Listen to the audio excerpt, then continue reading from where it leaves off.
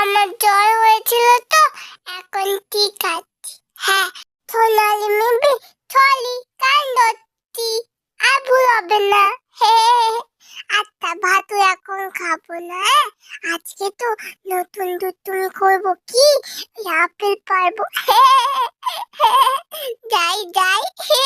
ব্যাস, তুই আবার যাচ্ছিস অন্যদের কাছে আপেল পাড়তে। একদম যাস না, মাম্মাম জানলে কিন্তু খুব বকা দেবে। তোর বাবা, আমার খিদে পাচ্ছে তো। কেউ নেই তো? পাই পাই। হাঁটতে পারতি না বাবা, কত উঁচু রে। ই- ই- ই- উফ বাবা, এবারে